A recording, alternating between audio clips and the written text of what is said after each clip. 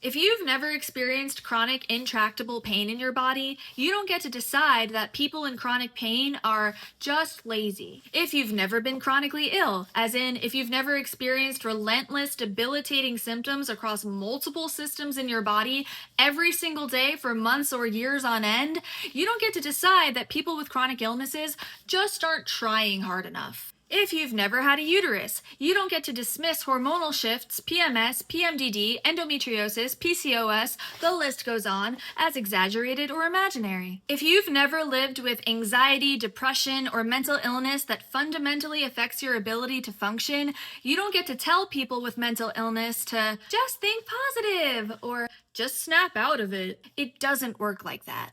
If you're not neurodivergent, you don't get to decide that ADHD, autism, and other divergences from the neurotypical norm are somehow character flaws or choices. If you've never experienced poverty, you don't get to reduce or moralize the experience of poverty to laziness or lack of effort.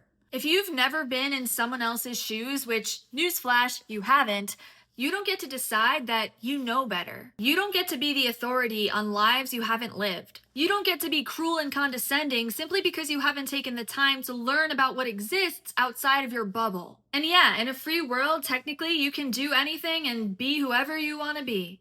But in a world where you can choose to be anything, choose to be kind. Choose compassion and curiosity over quick conclusions. You are not the expert in other people's lives, but you are responsible for how you treat them. Ask questions, do research, learn from people whose experiences differ from your own. You can't understand someone while you're busy judging them.